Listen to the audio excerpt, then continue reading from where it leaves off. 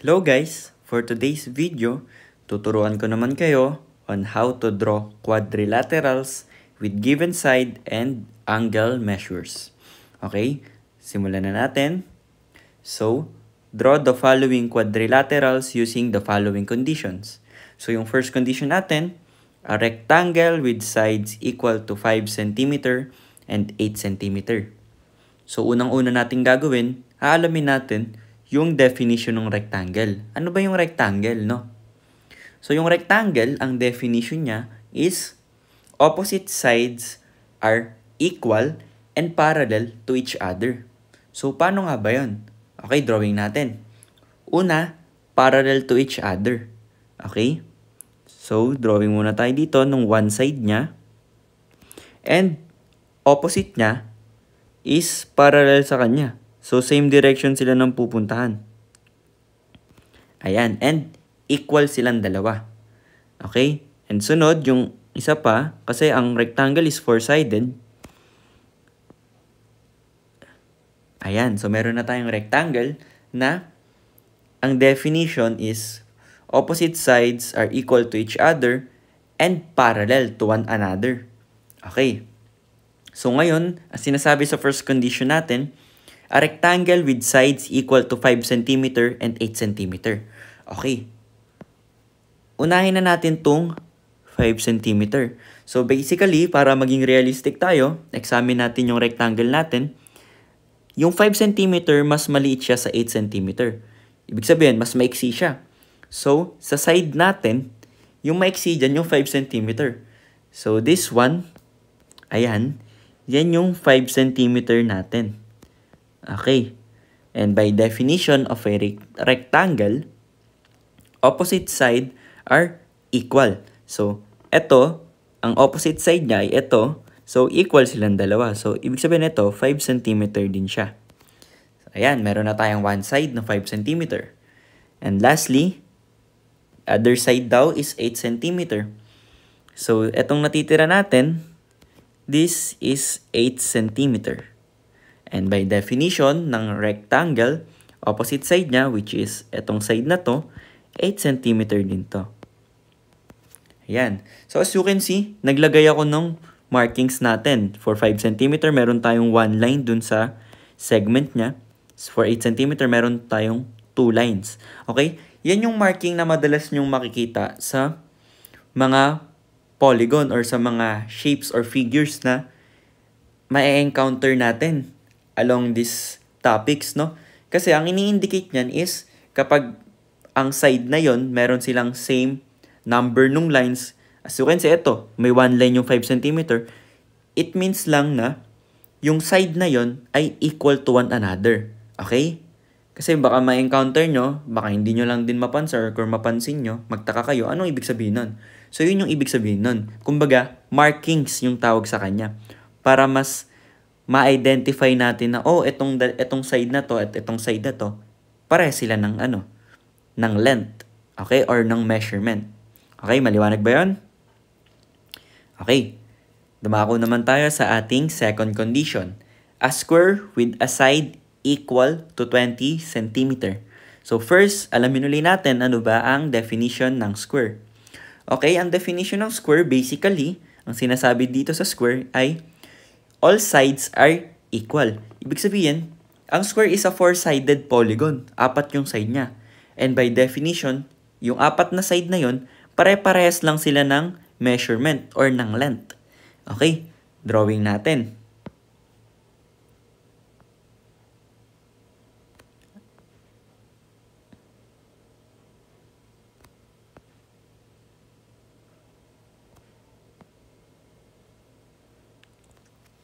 Ayan. So, ayan, mukha naman siyang pare-parehas ng haba. And also pala, pag nag-draw tayo ng mga quadrilaterals with a given condition, mas accurate pa rin siya. Okay, kung gagamit tayo ng ruler, syempre, pag sinabing 5 cm, may 5 cm tayo sa ruler.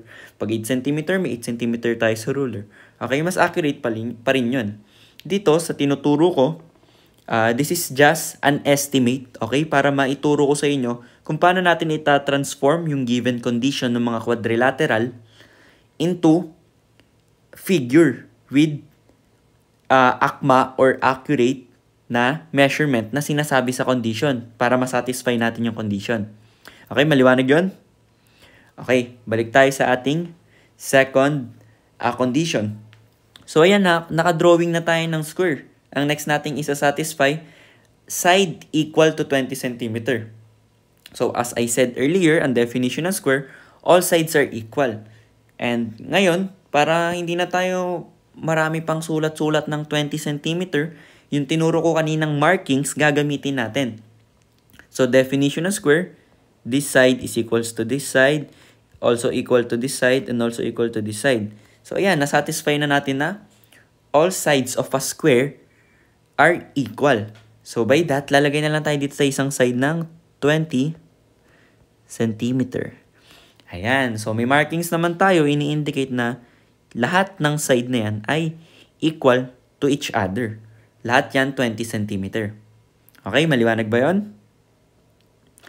Okay. So, for our third and final condition, a rhombus with a side equal to 15 cm and one angle equal to 120 degrees. Okay, first, alamin muna natin ano ang definition ng rhombus. Okay? Basically, ang definition ng rhombus is para lang siyang square. Pero, tinagilid. Tinilt natin yung square. So, ibig sabihin, by that, ang rhombus, equal side siya, pero yung angle niya is yung opposite angle yung equal. Kumbaga sa square kasi, ang angle ng square, all angles are 90 degrees eh. Yung internal angle niya, lahat yun 90 degrees. So, equal sila lahat. Pero pag sinabi nating rhombus, opposite angles lang yung equal. Okay, drawing natin.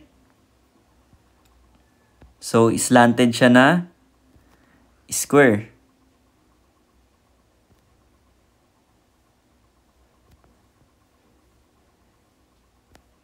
So, ayan. So, ayan, assume na lang natin na all sides are equal, na pare-pareha sila ng haba by definition. So, lagyan uli natin siya ng markings na nagsasabing equal siya parehas. Or yung lahat ng side niya ay equal to one another. So, this side, this side, this side, and this side are equal to one another. And nasa condition natin, yung side daw niya ay equal to 15 cm. So, lagay lang ulit tayo no, sa isang side na 15 cm. Okay, dahil may marking naman tayo na nag-i-indicate na all sides are equal and all sides are 15 cm. Ngayon, to satisfy our last condition, which is one angle equal to 120 degrees, i-examine natin yung figure natin, yung rhombus. Tignan natin, ano ba yung makatotohanan ng 120 degrees dyan? Ito ba? Or ito? So, ayun. Ganito lang, madaling palatandaan natin dyan.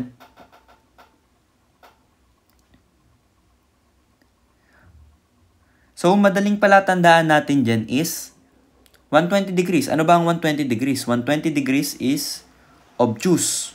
Okay? Meaning, nakabuka siya ng malaki. Okay?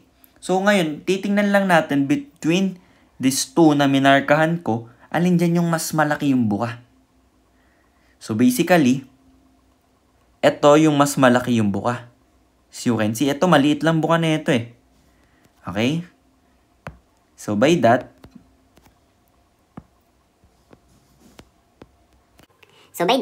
we can conclude na itong side natin na to, yan yung 120 degrees.